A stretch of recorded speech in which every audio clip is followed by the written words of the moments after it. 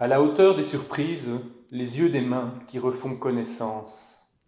À la hauteur des vertiges, l'alpage de l'amour, jusqu'à en perdre souffle. Ô ma fille d'eau pure, princesse de terre brûlée et du pays lointain, paupières closes et lèvres entr'ouvertes, j'attends que tu me donnes le baiser de l'alliance, pour un temps meilleur de pierre et de mousse.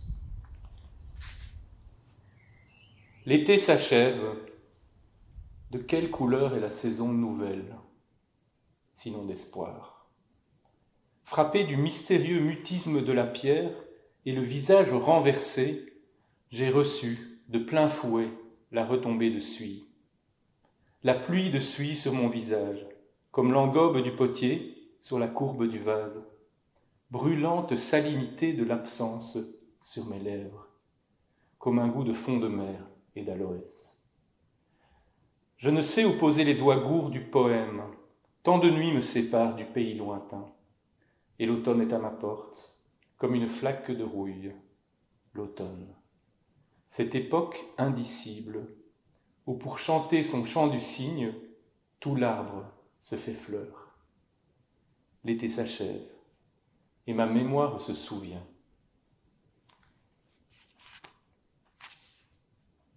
À l'orée des chaleurs, nous vivions à l'extrême, sous la poussée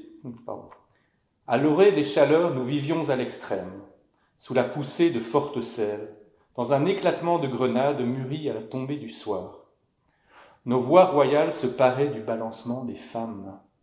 Les filles aux seins nus mimaient devant le temple, sur le parvis de granit rose et vert, la lente danse des vestales.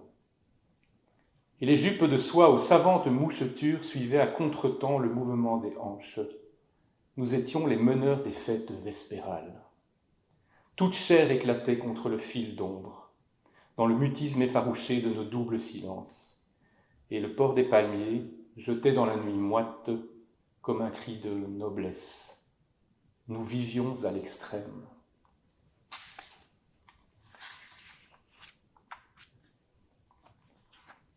Étranger qui marche dans ma ville, souviens-toi que la terre que tu foules est terre du poète, et la plus noble et la plus belle, puisqu'avant tout c'est ma terre natale. Nos mains calleuses sont d'airain, et notre chair est douloureuse d'avoir manié la pioche sous la trique du commandeur.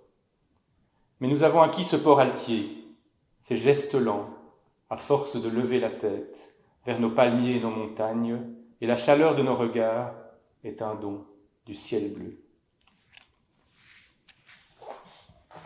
Port-au-Prince, ma ville, tu descends vers la mer la pente lisse des montagnes, te déhanchant, te balançant, au rythme souple et cadencé des noires maraîchères. Le flamboyant chante le rouge du couchant, la sensitive se cloître pour la nuit, et la mer à tes pieds, docile, rentre ses vagues, flattant de ses doigts d'algues l'assise de ton roc.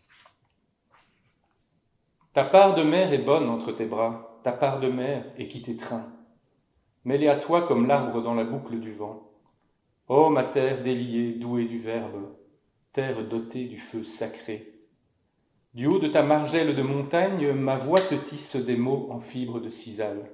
Et quand tombe le soir, je suis un ciel de nuit profonde, où brille l'étoile de ton nom. Dans tes artères, nous coulons, ville de pierre, ville de chair, et qui respire, et qui transpire. Et si ton cœur est invisible, c'est qu'il est fait de tous nos cœurs.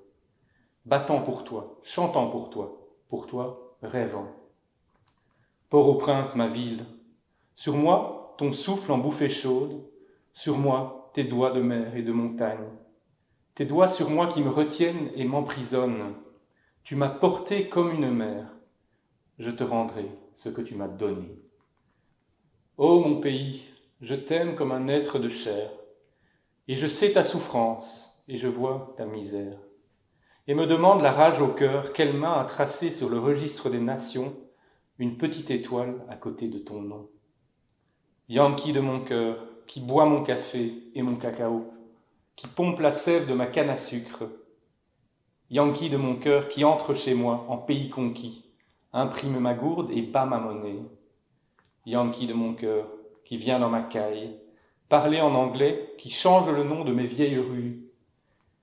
Yankee de mon cœur, j'attends dans ma nuit que le vent change d'air.